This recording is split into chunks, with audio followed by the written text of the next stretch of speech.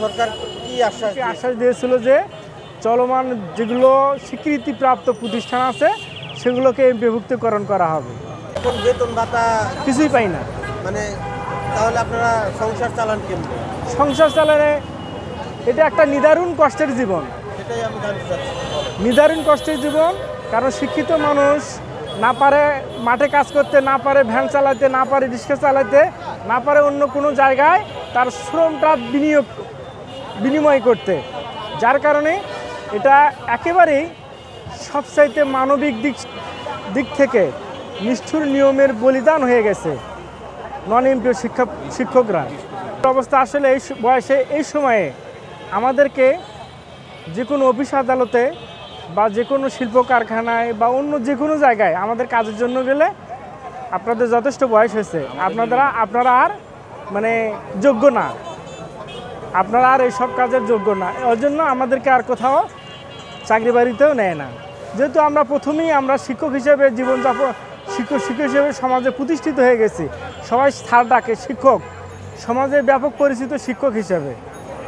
এই জন্যই আমরা কোথাও গিয়ে নিজেকে এইভাবে আর বিলেই দিতে পারি না, শত কষ্টটাও নিজের বুকে চাপা দিয়ে আমরা এই পেশার ভিতরে আছি।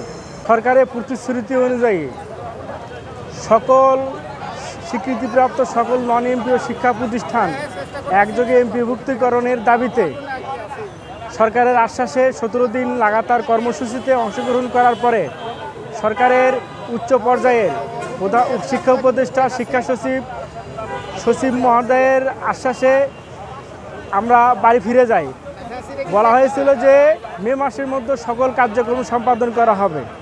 আমরা সেই অনুযায়ী আশায় থাকার পরেও আমাদের সরকারের প্রতিশ্রুতি বাস্তবায়ন না হওয়ার কারণে আমরা আমাদের কেন্দ্রীয় নেতৃবৃন্দ আবার 72 ঘন্টা অবরোধ, 72 ঘন্টা আলটিমেটাম প্রদান করে।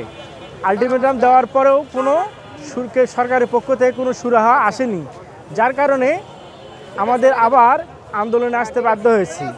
আমি মোহাম্মদ শামসুজ্জামান প্রভাষক, আমরা গেছি দবিরউদ্দিন বালিকা উচ্চ বিদ্যালয় ও কলেজ, পলাশবাড়ি, গাইবান্ধা, রংপুর বিভাগ। সরকারের সকল বিধিবিধান মেনে, সরকারের সকল বেসরকারি আইনের বিধিবিধান মেনেই সকল শিক্ষক কর্মচারী নিয়োগ দেওয়া হয়।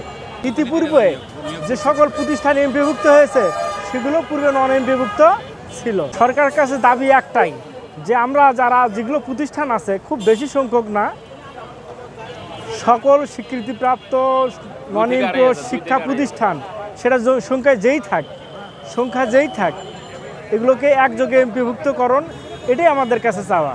কেউ যেন বঞ্চিত না হয়, কেউ বঞ্চিত হলেই এটা বৈষম্য সৃষ্টি হবে।